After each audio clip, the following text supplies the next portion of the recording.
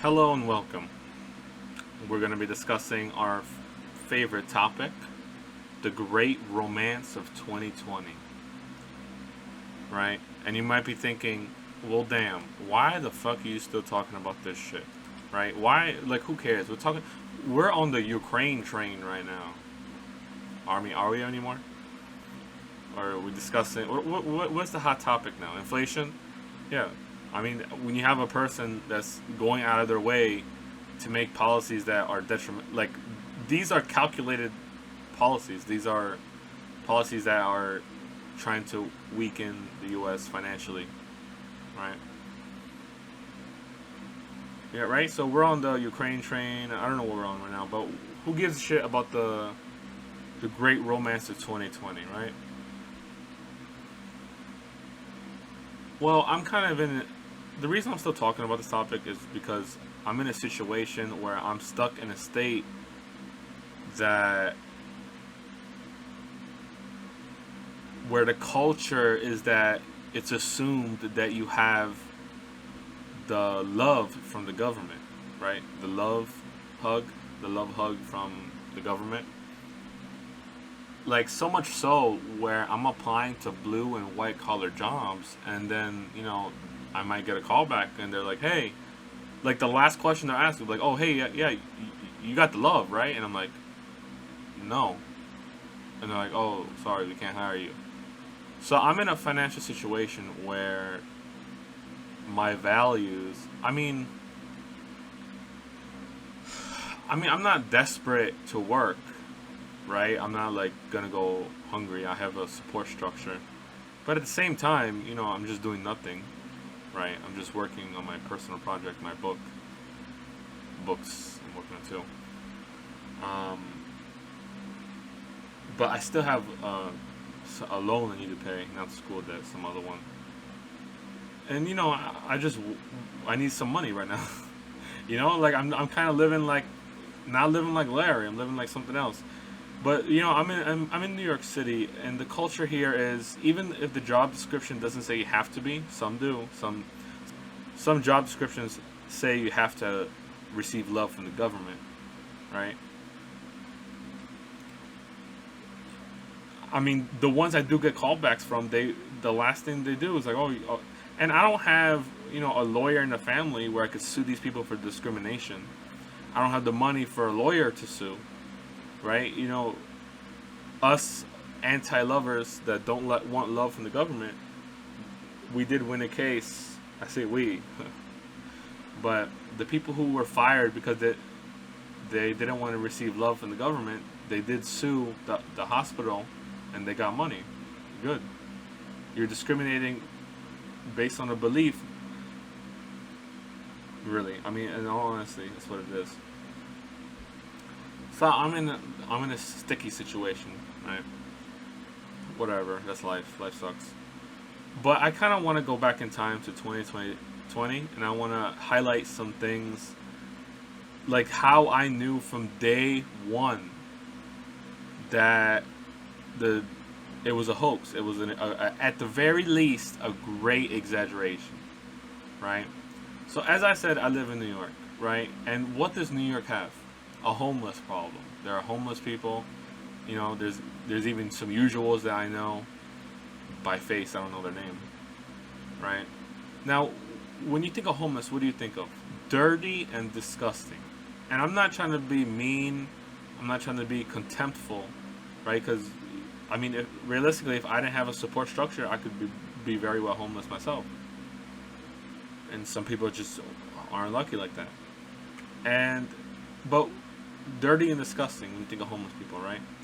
So during the Great Romance, as time continued on,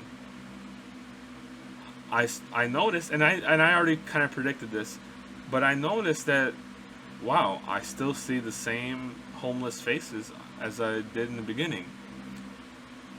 Why am I still seeing the most unhygienic population still thriving?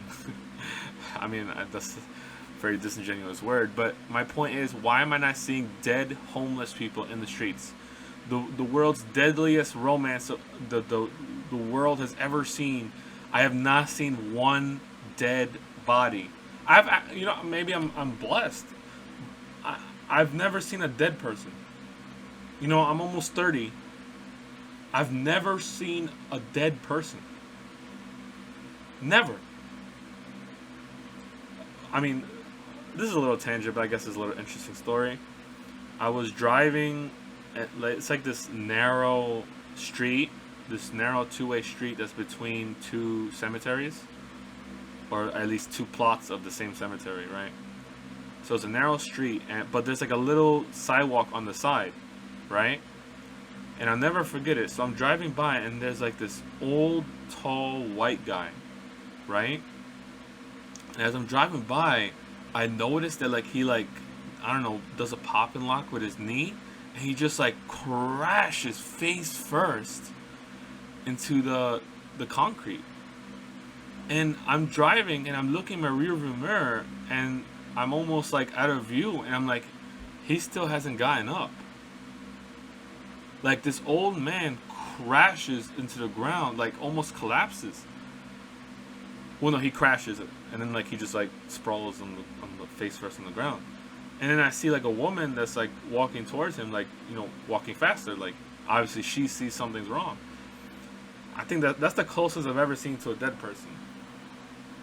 Now I know that was a tangent, but hope you enjoyed that little story. But the point being is,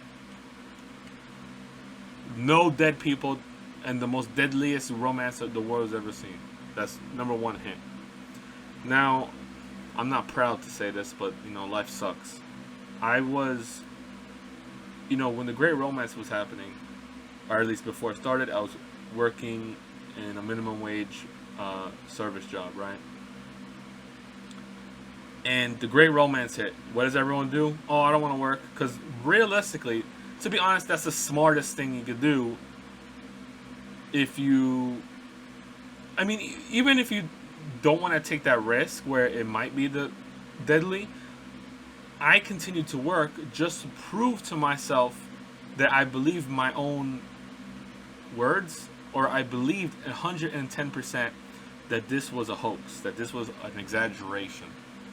Right? So I busted my ass for fucking minimum wage. You know, I didn't get what I deserved, but it was just for me. I worked. Because realistically, I mean, what's the alternative? The alternative is I put my life on the line for a minimum wage job. You know what I mean? Like, that's not the alternative. I knew from day one that it was an exaggeration, and I worked without a mask for the first 3 months, and then, I mean, I stayed for another 2, whatever, and I quit because fuck this minimum wage bullshit. But yeah, so for 3 months, you know, I'm not wearing a mask because I didn't believe in it. And even my boss is telling me to wear a mask. I'm like, I'm not gonna wear a mask. Like, the idea that I'm putting my life on the line for this minimum wage job, no. You're not paying me enough to put my life on the line. I don't believe I'm putting my life on the line. That's why I'm here. So for you to tell me to put on a mask, like, no, I would just go home. And they can't afford to tell me to go home because I'm like one of the 5 people working. Anyway, so again, as I work, I would see the same faces of people who don't wear a mask, but they still come and order food. And it's like, whoa, the world's deadliest romance, and I'm still seeing these familiar faces. The food place, the service, whatever you want to fucking call it, you know, from back to the front, stuff for people closer that they would never would have been in a pre-romance time, right? More stuff than it's ever been because we're the only stupid people open. And why didn't every single one of these people die? Why weren't there just like people collapsing right outside the store? Why didn't I see any dead bodies? Why? Because it's not fucking lethal. It's not as lethal as it is, as they made it out to be. And I'll never forget this, right? Like, maybe 6 months in, I would see no, it was definitely not 6 months in. It was like 8 months. It's when it's colder, right? Because if it happened in March, this shit.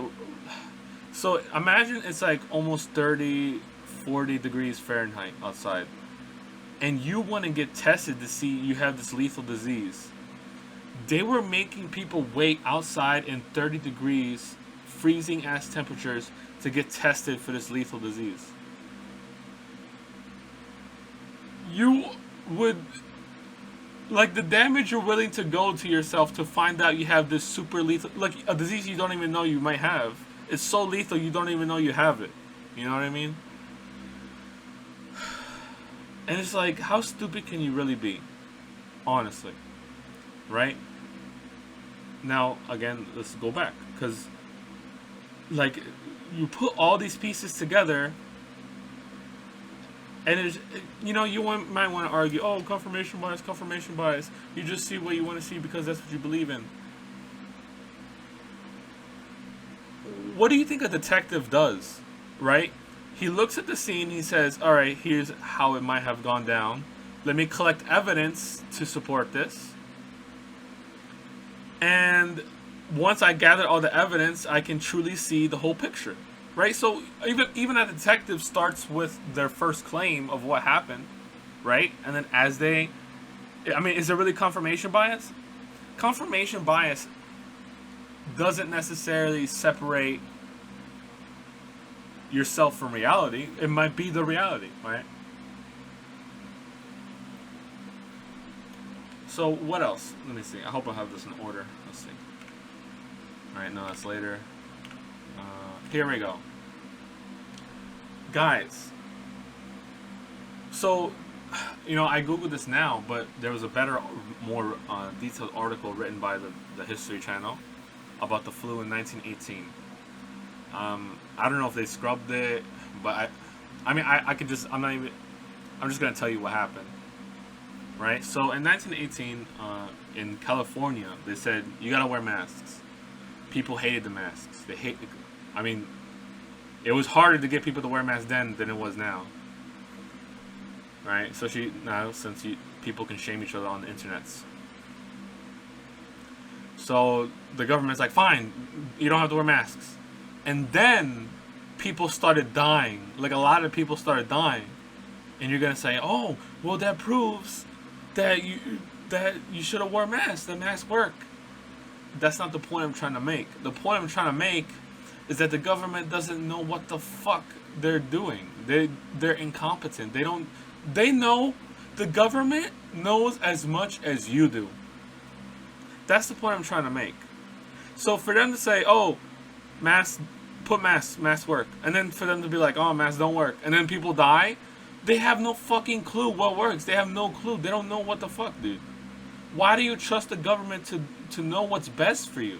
Why? The government has never earned your trust. Even in 100 fucking years ago, the government does not know what to do. Alright? Like, look at it like this. Let's say you believe masks work and I don't. Who's right? If I'm wrong and I die, I lived a life. I mean, I think you're taking for granted a life where I lived dying from my mistake that I made myself. I mean, what's the point in living if we can't make mistakes? I mean, oh wow, mistake that kills me. Fine. I would rather die because I'm stupid than continue living because daddy government told me what to do. You know what I mean? So even if you are right and masks were the right decision to do, and you survived the world's deadliest romance because you listened to the government. I mean, well, not because you listened to, I don't know, your intuition or whatever.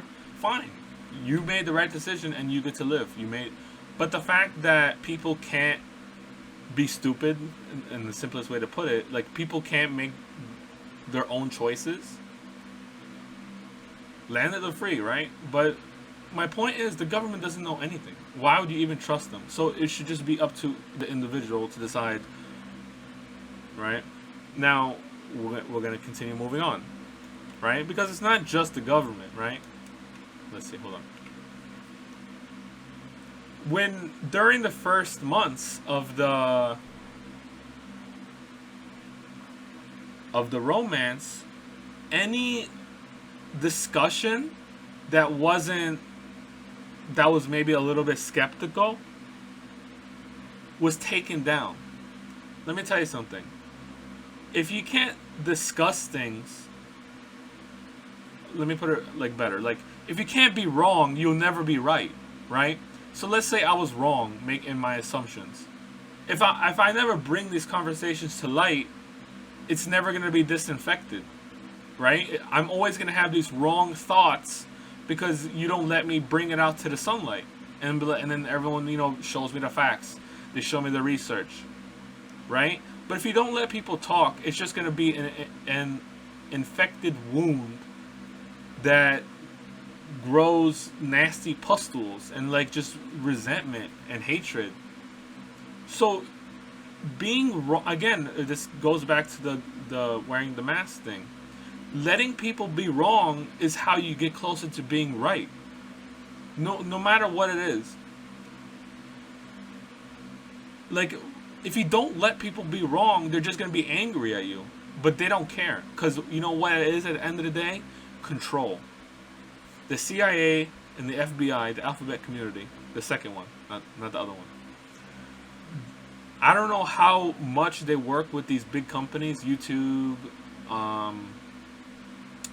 Twitter. I don't know how close they work with them. But this idea of private companies enforcing their will, because the government can't do what these private companies are doing, and it's basically through these big companies that the government is still enforcing their will, or at least what the government wants you to do, right? So again, you gotta let people be wrong. And then it doesn't end there, right? No, not yet. The hypocrisy. They don't care. Please tell me why you trust these people. Please. How can you look at this happen? The people that are telling you what to do, not even following their own rules.